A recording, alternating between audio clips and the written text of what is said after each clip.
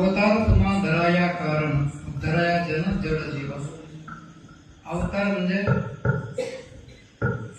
म्हणजे एखाद्या व्यक्तीला जरी फक्त एखादा अनुग्रह द्यायचा असेल, त्याला जर त्याच्यातून मुक्त करायचा असेल, ज्या संतांनी अवतार घेतले तो अवतार. आणि थोडं एक दृष्टांत संत म्हणजे काय असतं, संत म्हणजे काय असतं, संतांची कृपा कशी होते, काय होतं संत संगतीने. एकदा उपवनामध्ये भगवान नारायण आणि महर्षी नारद विहार करत होते. आणि विहार करत असताना नारदांनी विचारलं, संत म्हणजे काय आणि संतांचा महिमा काय असतो, संत संगतीने काय होतं. नारदांनी सांगितलं, जे प्राप्त होऊ शकत नाही ते प्राप्त होतं नुसतं संतांच्या संगतीने. असं कसं शक्य आहे म्हणून. तर नारायणांनी सांगितलं, नारदा पृथ्वीवर जा, असं गाव आहे, छोटस गाव आहे, छोट्याशा गावामध्ये छोटस घर आहे, घराच्या पाठीमागं कुंपण केलेलं आहे, त्या कुंपणावर एक सरडा आहे. त्या सरड्याला विचारून ये संत म्हणजे काय, तो तुला सांगेल. नारदाला आश्चर्य वाटलं ना, सरडा कसा सांगणार आहे, पण आता विष्णूची आज्ञा, नारायणाची आज्ञा होती. तिने तळामध्ये त्रैलोक्यात भ्रमण करणारी व्यक्ती म्हणजे नारद डोळे बंद केले आणि ते कुंपणापाशी आले. बघितलं तर तिथं सरडा होता. सरड्याला बघितलं, नारदांनी सरड्याला बघितलं, सरड्याने नारदाकडे बघितलं. जसं बघितलं तसा तो सरडा टक्कन खाली पडला, मृत्यू पावला. नारद म्हणजे घाबरले, असं काय झालं. मी त्याला विचारणार होतो, विचारण्याच्या अगोदर त्याचा मृत्यू का झाला. ते घायले पुन्हा नारायणाकडे गेले आणि नारायणाने विचारलं, नारायणा मला तर सांगितलं सरडा सांगल म्हणून. सांगणं बाजूला, संगत बाजूला, नुसतं नजराची दृष्टीची भेट झाली आणि सरड्याचा मृत्यू झाला. अरे एक काम कर म्हणे, नाही सरड्या समजलं, तू आता पुन्हा एकदा पृथ्वीवर जा. त्याच गावामध्ये आंब्याच्या झाडावर पोपट बसलाय, तो तुला नक्की सांगेल. नारद घ्यायला पुन्हा त्या झाडाखाली आला, पोपटाला भेटला. तिथे नजर झाली आणि तोही पोपट सरड्याप्रमाणेच मृत्यू पावला.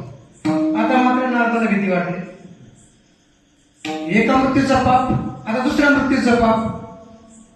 पुन्हा नारायणाकडे गेले. नारायण यात चालणार नाही, मी पहिल्यांदा भेटलो त्याचा मृत्यू झाला, दुसऱ्यांदा भेटलो त्याचाही मृत्यू झाला.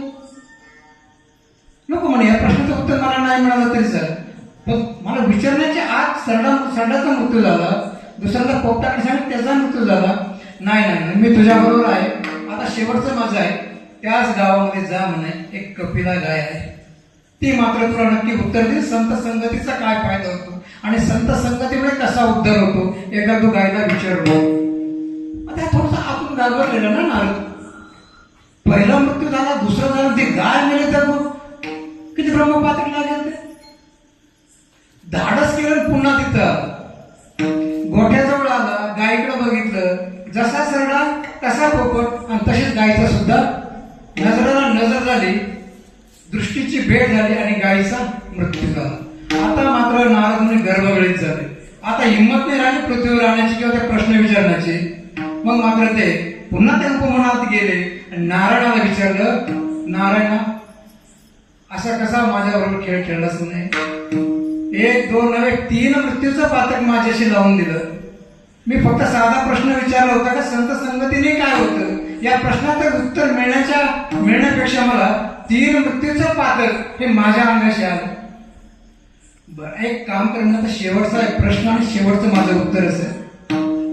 तू पुन्हा एकदा पृथ्वीवर जा. अशा गावात एक राजा आहे, 12 वर्ष झाले होते, त्याला संताना प्राप्ती नव्हती. नुकतंच त्याच्या घरी पुत्र प्राप्ती झालेली आहे. त्या बाळाला तू भेटून ये, तो तुला नक्की सांगेल. कोणता राजा, मग नाव सांगितलं. म्हणजे तो राजा जो शस्त्राने अस्त्राने परिपूर्ण आहे. मी तिथं जाणार, ते बाळ मरून पडणार, तो मला जिवंत मारणार, मला प्रश्न नको, उत्तर नको. घाबरला तो यायला. नारायणाने सांगितलं, मी जर तुझा संरक्षक आहे तर तुला घाबरण्याचं कारण नाही का. मी सांगतो, तुझ्या बरोबर मी आहे. हा शेवटचा प्रश्न आणि शेवटचं उत्तर राहील माझे. तू नक्की जा, तुला उत्तर मिळेल.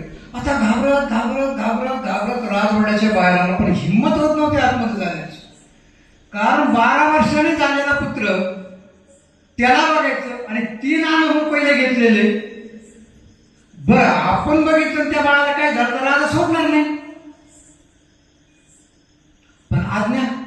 नारायणाचं जावं तर लागेल. बिस्कत बिस्कत बिस्कत घाबरत घाबरत राजवाड्यात आला. कोणी अडवलं नाही. राजाने बघितलं. नारद म्हणाले, या या या या, तुम्ही आले ना, तुमचं स्वागत. बाळालाच बघायला आले, तुम्ही आले ना. पण याच्या मनातली भीती भीती तर होतीच पहिले. 1 2 3 आणि 4. जसं बाळाजवळ गेलं ना, जसे बाळाजवळ नारद मुनी गेले आणि बाळ गावाच्या घरात हसलं त्यांच्यावर. बाळाने विचारलं, मुनी महाराज ओळखलं का मला? जन्माला आलेलं बाळ मला ओळखलं का? तर नारदाने समजले काय झालं. म्हणे, महाराज गाय होतो मी, त्याच्या अगोदर पोपट होतो आणि त्याच्या अगोदर सरडा होतो. भेट तुमची झाली, संतांची भेट झाली, नुसती तुमची कृपा दृष्टी पडली आणि मला मनुष्य जन्म प्राप्त झाला. इथे आला.